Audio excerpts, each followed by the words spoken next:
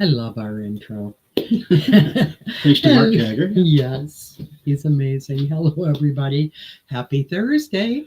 It's so good to see you all here. Well, you can see us. We can't see you, but we can feel you. Yes.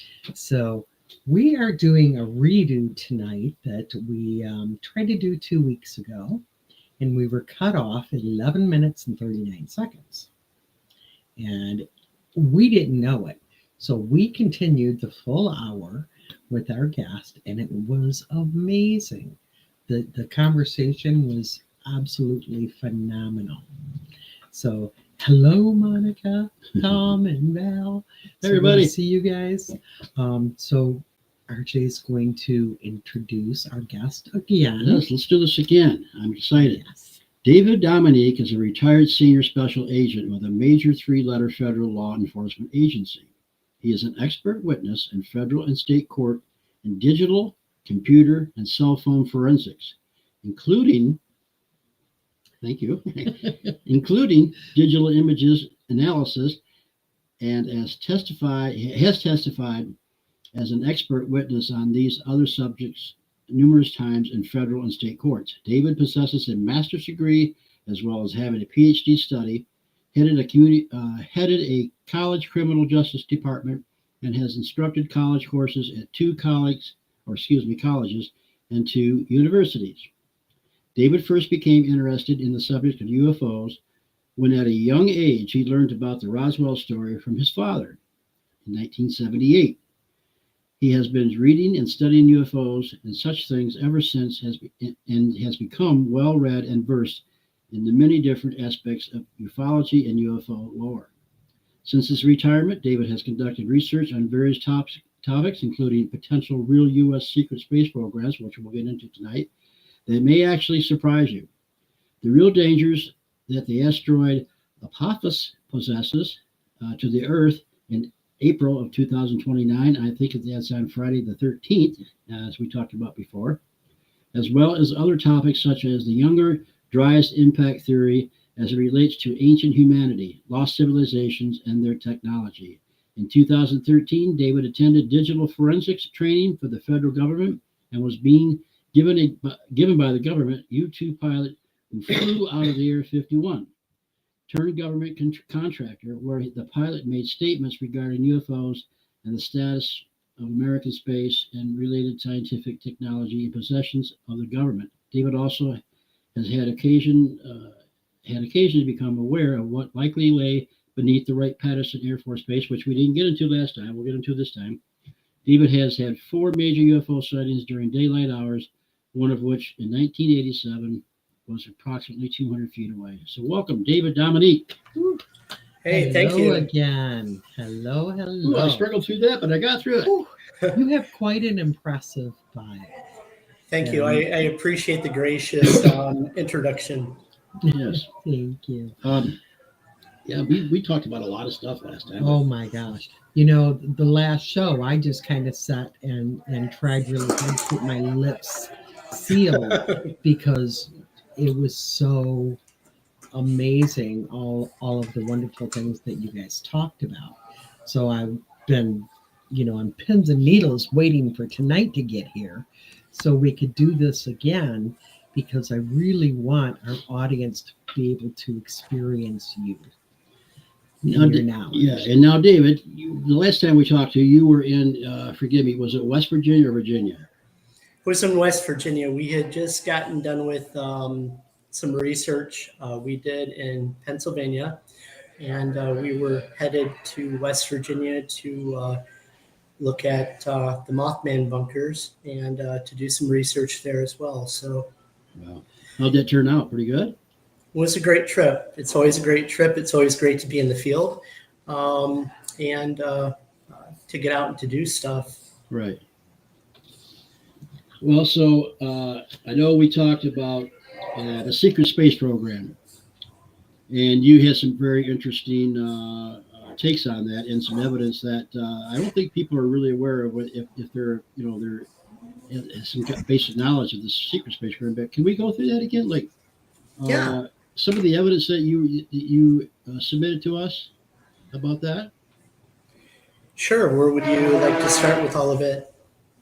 Well, how about, I know we talked about some uniforms were different. Right. I'm trying to remember here. The uniforms were different, and just the basic fact that what you're trying to say is we were like still way ahead of what they were presenting to us, right? Yeah. In fact, I believe we have been. The secret space program, I think, has been around since the beginning of our space program, particularly the Gemini program, where it was called the the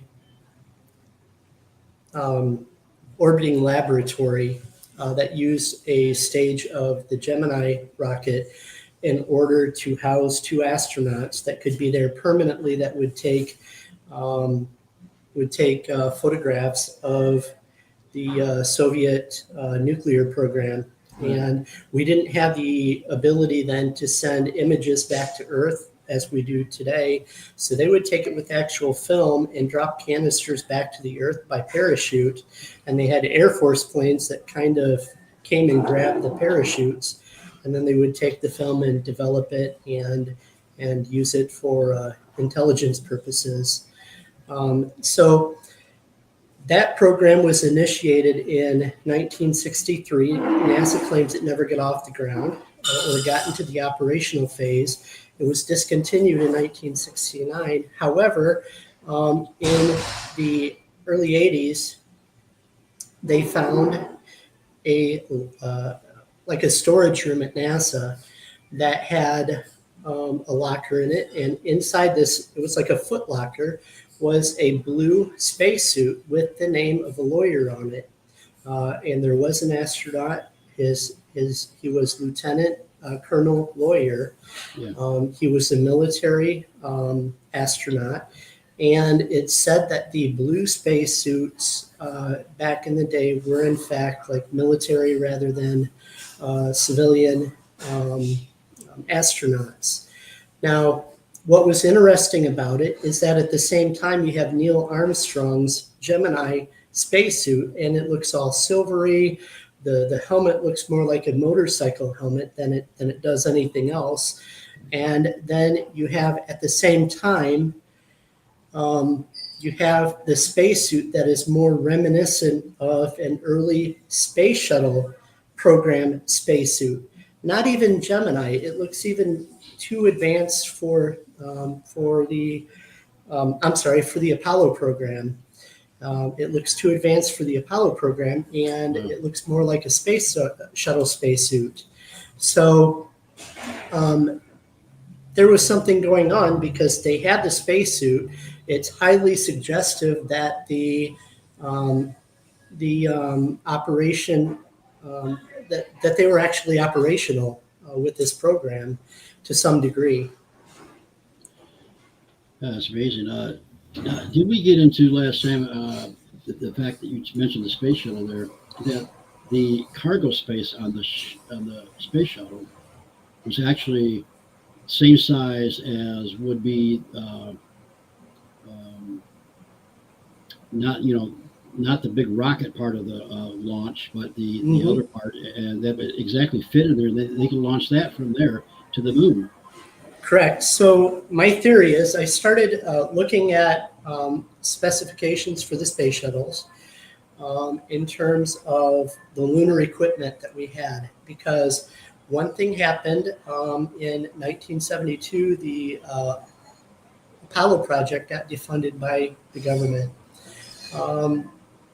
I know from working for the government that they often do things secretly in plain sight, right under the noses of everyone. Right. So assuming that there's a secret space program, and when we went to the moon, that they found something that was so amazing that they had to return to the moon, how would they do it when in fact the Apollo program had been defunded? So I started looking and doing a little bit of research, and quite honestly, the the numbers, the theory that I came up with, the numbers that needed to be crunched in order to come up with this theory, I had to rely upon AI to do a lot of the heavy lifting in math, even to see if this theory was possible. Right. And a lot of things really lined up amazingly well. So the premise of the theory is that NASA could no longer go to the moon because the Apollo project was canceled, and then they decided to go back anyway. So the space shuttle appears, it's very coincidental that it appears as though it was designed to carry an Apollo capsule, command module, and lunar module in its shuttle bay. For instance, the width of the shuttle bay is 15 feet by 65 feet in length. And I want to be sure I get these figures correct. So what you're doing? Yeah. Go ahead. I'm sorry. So the shuttle bay is 15 feet wide by 60 feet long. And if you look at a picture from the inside, like in the video that I created, it's round. It's not square, it's round.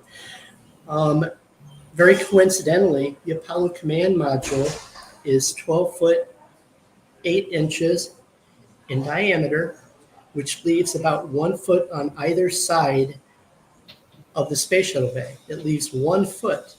And if you look at the total length of the Apollo capsule, command module, and lunar lander module, is in fact it is within 1 foot of the length of the shuttle bay. Wow.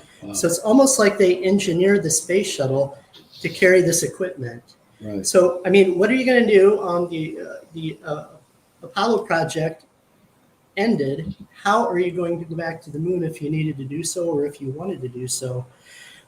You designed the space shuttle to carry the Apollo hardware that's just sitting around anyway, waiting to be used, right? And you fund the whole thing through the shuttle program, and it's all hidden from the public. So, and let's, so if they launch it from the space shuttle, right? That's what you're saying, right? Correct. It would take a lot less fuel and a lot less energy because you're already in almost zero gravity, and so they could just that would be a great reduction in cost there, fuel. Mm-hmm. And so now, are you saying that it's able to launch it, and can it capture it as it comes back? Yeah. So several things would have to happen for this theory to work out. You would need a space shuttle crew of at least 5, 2 to man the space shuttle, and then 3 for the lunar mission. Right. Okay. You could use the arm in the space shuttle to send it on its way. The space shuttle itself is not capable of breaking free of like the Earth's escape velocity, which is roughly 24,500 miles per hour. It orbits at about 17,000 to 18,000 miles per hour, at about anywhere between 250 miles up and 400 miles up. So you have the problem of, once you're in orbit, of getting the Apollo equipment to escape velocity speed. Okay, so again, doing some number crunching using AI and trying to figure out the speeds, the velocity, and the altitude of the space shuttle, and what velocity, what amount of thrust you would need to escape the Earth's gravity and go to the moon. It came out to be 48,000 pounds of thrust that it was shy of. In other words, that the Apollo command module was short 48,000 pounds of thrust. However, very coincidentally, in 1974, the NASA had developed something called the inertial upper stage, with exactly the amount of thrust needed for that Apollo command module and lunar module to break free of the Earth's gravity, to obtain escape velocity and to go to the moon. Wow. So here you have another coincidence that this technology was invented and developed and put into service in 1974, exactly when it was needed. So according to this theory, and of course the first space shuttle launch was on April 12th, 1981, and the first several missions had 2 astronauts each. So the first mission that had 5 astronauts was STS-7, the Challenger, in 1983. This would have represented our first real ability to go back to the moon using the space shuttle to launch the Apollo equipment to the moon. Wow. So in 1983, and here's another major coincidence, in 1983, NASA had developed a portable nuclear power source that would be necessary for longer stays on the moon. In addition to that, I found a website. It's called thespacereview.com, that actually has an article that in pictures and everything, where Grumman Aerospace had engineered and probably built the equipment for us to stay on the moon for at least a month or 2 at a time. Right. Had an orbiting way station above the moon, plans for that, and also things such as a flying lunar car, believe it or not. And this is at thespacereview.com. You can look at it. And what's really interesting is that on this website, they discuss Apollo 21. Apollo 21. Wow. Really? So we can look at the Manned Orbiting Laboratory, MOL, and always question whether or not it became operational or not. And then Lieutenant Colonel Lawyer's spacesuit that was found in the locker as evidence that it was at least partially operational. And then you look at the hardware that Grumman Aerospace had developed and probably engineered and made for NASA, that they actually had the equipment to go there and stay there for a long time. Now, using AI again, I did a few thought experiments, things that would be needed on the moon. You would need water, not only to drink, but to create oxygen to breathe. Right. Okay. You would need dry goods, and you'd also need an energy source, which we also talked about. It's highly coincidental that in 1983, the very same year we had the capability to go back to the moon using the space shuttle, that NASA magically comes up with this small nuclear power source to be able to power everything on the moon. So everything kind of falls into place. But just a couple of inertial upper stage missions, and they used the inertial upper stage rockets supposedly to send satellites into high Earth orbit, and also to send space probes into deep space. But certainly they could and had the ability to send supplies to the moon. So one inertial upper stage mission could have sent enough water to the moon for the astronauts to consume and to make oxygen that would last 6.4 years. On one additional upper stage inertial inertial upper stage mission to the moon, delivering dry goods, would last them about 2 to 3 years.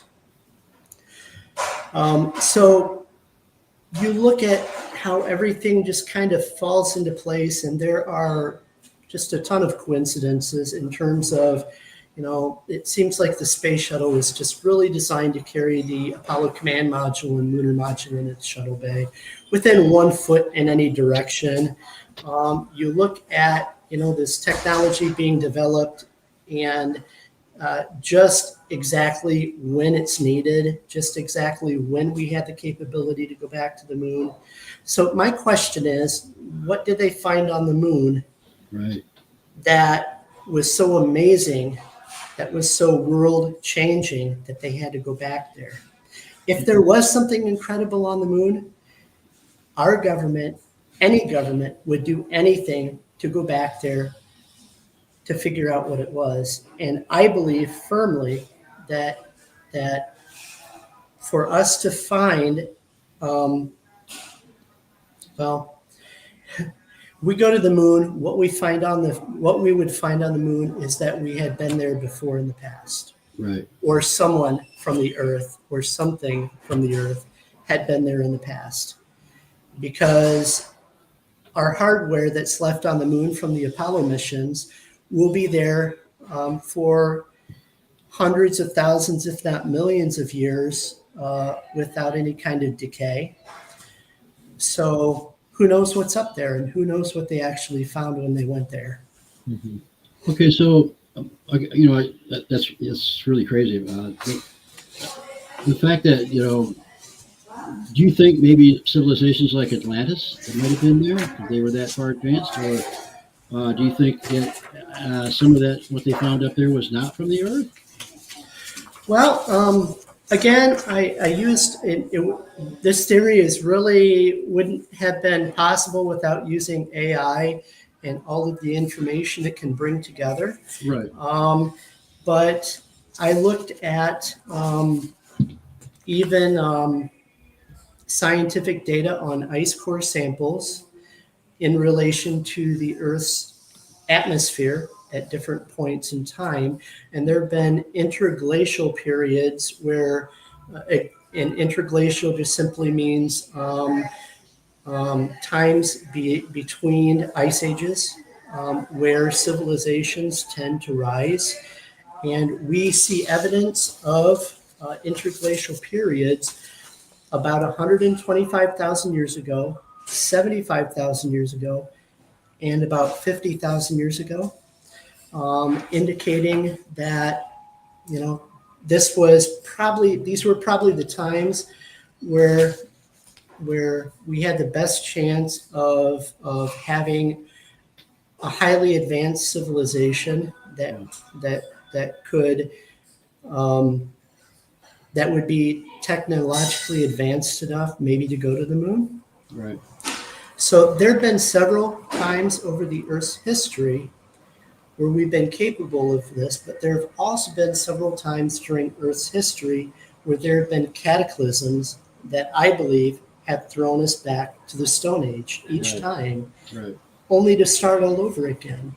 For instance, 74,000 years ago in Indonesia, Mount Toba erupted, and it created what's called a DNA bottleneck, in which basically they found through DNA analysis that there were only maybe 10, 20,000 people alive on the entire Earth at that time. It almost wiped us out. Wow. And that was 74,000 years ago. But what about before that at 125,000 years ago, or 75,000 years ago, 50,000 years ago?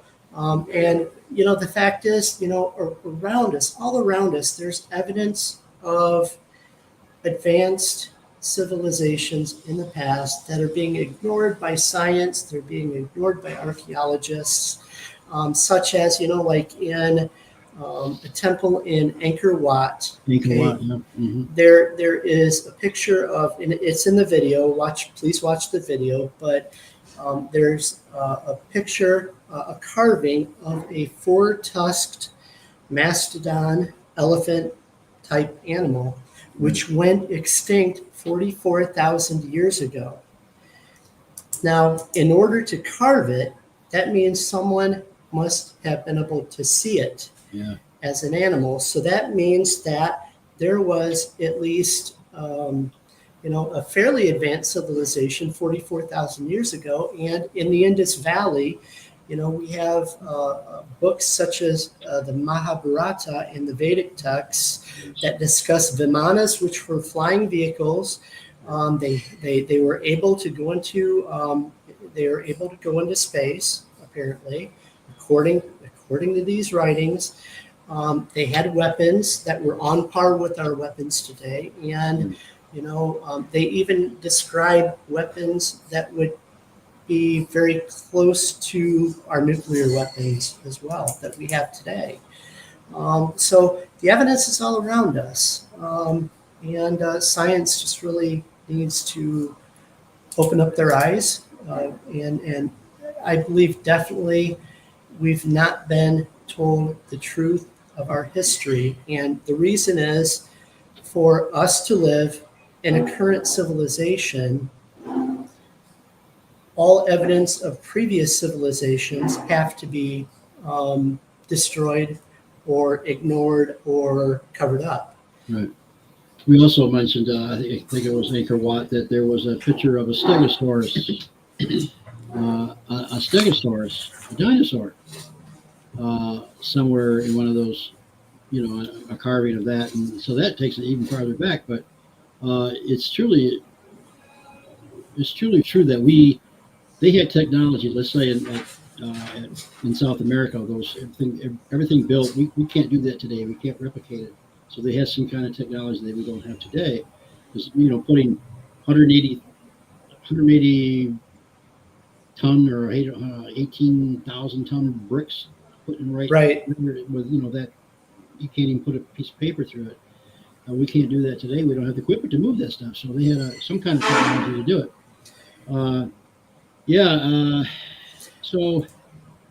So, and just to follow up on that, that's exactly right. And you're talking about, I believe, like Pumapunku in Bolivia. Yeah.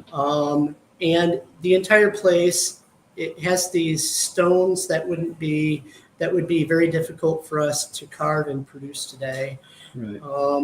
But they're scattered. They're scattered among the plains as though something catastrophic happened, almost like they were all toppled and they all fell in disarray.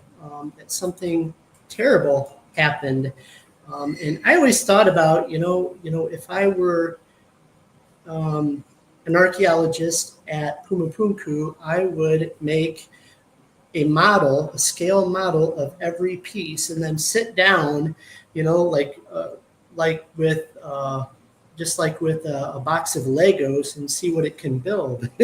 would be a great thing to do. Would be a great experiment. But you're talking about stones that would be hard to produce today. They slide together very effortlessly, and you always end up with the question of how were they cut? Maybe they weren't cut. Maybe they were poured. Maybe they were melted. Certainly, there's a lot of different ways that they could be put together, but there's evidence of cataclysm all over the world. On the west end of Cuba, they have the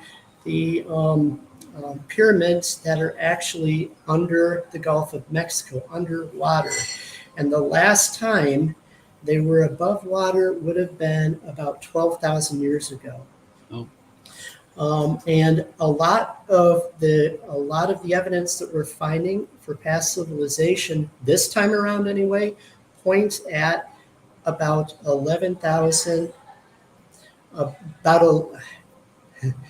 Points at about 12,800 years ago. I want to get the number right. Right. And something that's called the Younger Dryas event. In other words, there was an ice sheet that covered North America. It was called the Laurentide Ice Sheet. And they believe that there was a comet or asteroid that came over the United States, west to east. Part of it broke off, they believe, and landed in the lower central part of Lake Michigan. Another part, they believe, broke off and actually made the thumb of Michigan by Bay City. Oh. And the main part landed in Greenland, and they have found evidence of an asteroid or a comet strike in Greenland that's huge. So what they think is that it caused fires, forest fires, caused mass warming of the Earth, which melted the Laurentide ice sheet 12,800 years ago, and caused actually the filling in of the Great Lakes to where they are today. And you guys probably have heard of like the Stonehenge of Lake Michigan, right? The stone circle, and then on one of those rocks in the circle is depicted a picture of a mastodon which went extinct during the Younger Dryas event. Right. Also, other things went extinct, such as the giant ground sloth, I believe the saber-toothed tiger, and the Clovis people. They were ancient people, and the Clovis people, they have very unique spearheads that they made are very elongated, rather than short arrowheads like you would expect. But they were located all over throughout the Midwest United States, and they were all but wiped out because of it. And it's believed that the survivors moved west to the base of the Rocky Mountains to survive, to survive. So, there's tremendous evidence that this did in fact happen 12,800 years ago in Derinkuyu, Turkey, and Göbekli Tepe, Turkey, right? Göbekli Tepe, this pillar stone, I think 43, they call it the vulture stone, tells the story of a cataclysm in relation to star alignments, which they place at the same time as the Younger Dryas event. Right. Okay, 100 miles, I believe, to the south is Derinkuyu. I don't know if you know about Derinkuyu or not, but it is an underground city that could house like 20 or 40,000 people in the earth, and which is huge. And not only that, they had places for livestock to be held. They had places, they had water wells, they had air shafts, and conventional archaeology says that, or they say that, it was used when Turkey was invaded to hide from their invaders. I beg to differ. I think that if you're going to build something that extensive, you're going to build it to use for a long time. Right. Such as a major climatic event, such as the Younger Dryas. Not only in Derinkuyu, which is just 100 miles away from Göbekli Tepe. I mean, they're practically on top of one another. So right. I think that Göbekli Tepe tells the story of why Derinkuyu was needed. Yeah. Not only that, but all around the world. Okay, in China, they found underground cities in China. They have found an underground city in, I believe, Sicily and in France, and even the Hopi Indians of the American Southwest.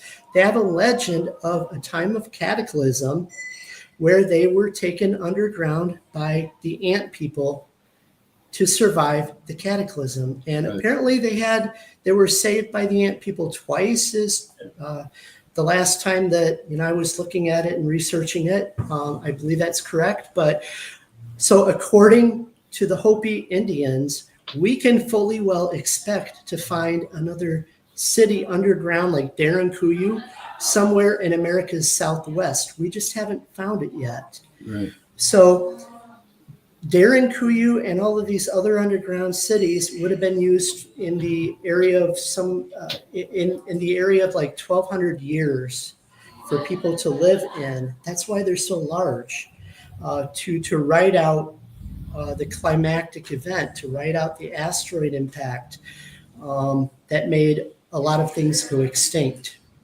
So I totally believe that we've been wiped out several times before. And the question is, how many times could we have risen to the height of technology to have gotten to the moon? Right. Okay, there have been recent archaeological findings. I believe it's in Tunisia or Tanzania, I forget which, that dates modern humans as we are largely today, pretty much, back between 300 and 325,000 years. Right. Okay. Now, Right. if you look at humans the way we are today, we have been domesticated. Okay, we no longer have the hair on our bodies like other animals do. Okay, we've been living domesticated for a while. We no longer have the same enzymes in our stomachs that other animals do. Mhm. So, we've been around a long time the way we are today, and our Graham Hancock is so on point with everything Right. in terms of our history being forgotten, that it goes so far back, that we really have no comprehension. And in order for us to live in the present civilization, I believe we are made by those who are in charge of the civilization. We are kept from knowing about previous civilizations. Kind of how like the Taliban went in Afghanistan, and they were destroying all of the ancient sites and artifacts. Right. So I really believe that we've been around a long, long time. That was wonderful. Thank you. Yeah, you're blowing some minds Yeah. here. I can tell you So, that. Listen, we talked about before you had a pretty high clearance on some things. And I don't mean to change the subject a little bit, but I'm going to, because our time is, we're just rolling along here. But We want to get a lot of you in here. we wanted to last time talk about this Wright Patterson Air Force Base and that what's going on under there, because you had known somebody about that. Can you get into that story? Would you like to, or can you? I could probably say very little Okay. about what's going on and again, this is no information by any means. It's classified. This is no information that would compromise any kind of whatever. A lot of it is, I have to say, purely speculative. Okay. However, is founded in some truth. There are at least 4 or 5, I believe, underground areas of Wright Pat, some of which house nuclear munitions, of course. But there are also other areas under Wright Pat that are actually very high security clearance research facilities. And it is it's going on. As you know, Wright-Patterson is home to the Foreign Technologies Division that would reverse engineer things such as if you had a Soviet fighter pilot with a jet defect to the United States, the equipment would be sent there, or a crashed Soviet satellite or spy satellite or probe or anything like that would be sent there. What's interesting, and another thing about the shuttle program, is I really believe that the space shuttle was used to steal Russian satellites, spy satellites, and technology, and to bring them back to Earth to be reverse engineered. It just really screams to me that if you had that capability, why not do that? And there's nothing they can do about it, right? Right. Now, as far as UFOs under Wright Pat, as far as aliens, alien bodies, anything like that, I'm on the line as far as having any definitive evidence or proof that there is. I don't. However, I do know that there is research going on underground in different secure locations underneath Wright-Patterson. Okay. That's fair enough. Thank you for that. Yeah, fair enough. Thank you for that. Yeah, because, you know, I mean, there's all kinds of evidence out there that even the Roswell crash, they took the occupants to Wright Air Force Base at the time, because Area 51, I don't think was built at the time. Yeah. So, Think of a secure area where you have an ID and you get weighed to the ounce, okay, when you enter such a secured area. And when you leave, you get weighed again, and you have to be within a couple ounces, otherwise you're in trouble. And if you leave and go to the bathroom, you get reweighed, and have to go through the process all over again. Right. So we would be talking like security measures like those. So we would be talking a very high classified research facility. So, and again, most likely 4 or 5 such facilities are underneath Wright-Patterson. Yeah. And others around the United States too. Yeah, without a doubt. Yeah. So, Dave, I'm going to put this up because someone wants to know, and I'm sure a lot of people wonder this. Do you fear for your safety? That's really interesting. Yeah, when I was done with my government service, I had a time where and maybe so I had high security clearance, but they want to know where you go, what you're doing, who you talk to, things like that. So if I would even go to Canada and come back, you know, there's like foreign operatives that are in Canada just across the border. And it probably wouldn't be uncommon to be approached by them. But I had some very mysterious things happen to me. I took a trip to Tennessee and then Florida, in which I stayed in a hotel and I came out the very next morning, and all of a sudden the brakes on my van failed. Just plain didn't work, and they were fine the night before. And same trip on the way back home to Michigan. I nearly had a tire fall off of the same van. My lug nuts were all loose, and I had all but one lug nut was gone. So it was in the middle of the night, so I had to take one lug nut from each of the other tires and put on this wheel in order to even get down the road. And you don't know how hard buying lug nuts is in the middle of the night, but it's pretty difficult. So I definitely, when you have a security clearance and you leave, they keep an eye on you. That's for sure. So that's what I can say. I've heard what you're talking about happened to other people too. Same thing. And plus, you know, you got to check your brake lines too. Exactly. Yeah. So Aaron wants to know, do you think they're listening now? Well, I can say that we tried to do this show 2 weeks ago. We were cut off at 11 minutes and 39 seconds. So I'm assuming, Dave, that you don't do a lot that isn't noticed. Right. And I suspect that last week, and you know, you're going into the whole surveillance state thing here, where everything is monitored, everything is captured.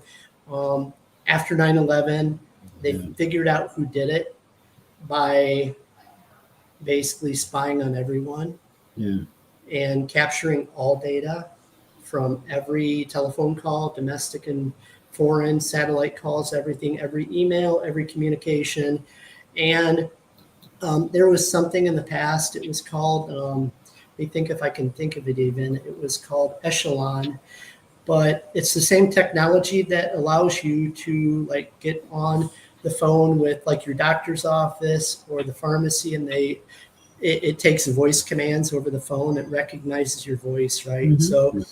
So I suspect maybe 2 weeks ago anyway, that we said a few words in combination with one another. Yeah. That that prompted a red flag from somebody and maybe cut the transmission. But that's my feeling. Well, we know that we put on a UFO conference. We know we're being watched. You know, I mean, Sure. yeah, it just comes with the territory. So, And speaking of that, I want to bring up the fact real quick that you will be at Michigan UFO Contact this year in Houghton Lake, Michigan. I will. Trying to figure everything out, yeah. but you will be there. So if people want to talk to Dave, that's where you can find it. Yeah, please come up, and I hang out with and do some filming and stuff with Jason Kenzie from Searching for Sasquatch. He has been a good friend over the years, and we go out and just have fun. And Right. you know, I really don't care if I find anything or see anything or not. If I do, it's great. It's a plus. But to me, it's just going out there with friends and having a good time. Right. That's priceless. So, you know, in researching all of that, I've come up with a little bit of a theory just recently even regarding the Denisovans, which is another species rather than Homo sapiens sapien or the Neanderthals. The Denisovans, I believe, were discovered somewhere around 2012. In Serbia, they found a molar that was about twice the size of a human molar, and then in China they found a jawbone, and they found Denisovan remains all over the world now, and the Denisovans were larger in stature. At the time, Native Americans would have gone about maybe 5'1" or 5'2" on average. Denisovians would have been between 7 and 8 feet tall. Oh, wow. Which would make them the giants that were reported by a lot of these Native American tribes. But the Denisovans, it's really interesting that, and I just found this out not too long ago, that apparently Native Americans have about 2% Denisovan DNA, which means Denisovans came to the United States at some point and were here. Maybe the Denisovans were the same as the Clovis people before the Younger Dryas impact theory. And if they're 7 or 8 feet tall, you know what? They have big feet too. Right. And Bigfoot, right? And they were reported to have red hair. And the Paiute tribe, Native American tribe out in the Southwest, even had a story, I think from the early 1800s, where they chased one of these red-haired giants into a cave and burned out the cave to kill them because they were cannibalizing, I believe, their children. Right. And one of the elders had a tunic with red hair woven into it. Kind of backs up the story, but maybe Bigfoot is nothing other than holdover Denisovans that did in fact make it all around the world and maybe populated the world before the Younger Dryas event 12,800 years ago. So I find that very interesting in terms of like Bigfoot research, and I'm really eager to talk to like Dr. Meldrum about it to see what his thoughts are in terms of explaining, you know, Bigfoot by some Denisovan holdovers from the last event we had. It was interesting you were talking about the bigger arrowheads, right? The larger ones. Correct. Well, I mean, they would have to be larger if they were hunting like things like 30-foot ground sloths or bigger game, you know, and mastodons. So that's why they had the bigger arrowheads. Spears, though, they would have been on spears and not necessarily actual arrowheads like the later Native American tribes had made. Right. Yeah, a weapon. Correct. Yeah. So, you know, I love that theory that, you know, about the Bigfoot. You never know. And the hair color, I know there's people thinking, but they're reported as brown and black hair. I would assume that that would be a lot like skin. It would be different colors according to where they are on the planet. Exactly. It's just like, people from Ireland, like red hair, blue eyes, right? Mhm. Um, Right. people from Eastern Europe, brown hair, brown eyes, Mhm. um, things of that nature. So, according to, just it would be just like people having different colored hair. And I'm sure, there's many different colored hair on for Bigfoot, as well as the Denisovans. I can't believe how fast time went. So I totally missed. I have two messages from our wonderful producer, Bill, and we're down to like 1 minute. So, David, can you tell us real quick where to find your video and where to find you? Oh yeah, thank you very much. I'm on Facebook at the Rogue Special Agent. It's all one word. And I am also at YouTube at the Rogue Special Agent. I put my video actually in your Facebook feed, Okay. so the viewers can go there and watch the video on the secret space program. There's a lot more information than what we talked about here. It's a lot more specific and quite honestly, probably a lot more convincing than I was tonight. Good. But you can watch that video. I also included a video on Apophis, which I would love to talk about at some point or another, because that is coming up. I believe the government just doesn't know what's going to happen on Friday, April 13th, 2029. And I think all Americans should know about it. So there's a video relating to Apophis there. The production quality, admittedly, could be a lot better, and I thought about redoing it with the voiceover or whatever. But the information is there. It's good information. So yeah, please check it out. Well, thank you so much, David. We'll continue this. I'm sure if you like to, we'll have some more shows, and then we'll talk about the UFO. Definitely.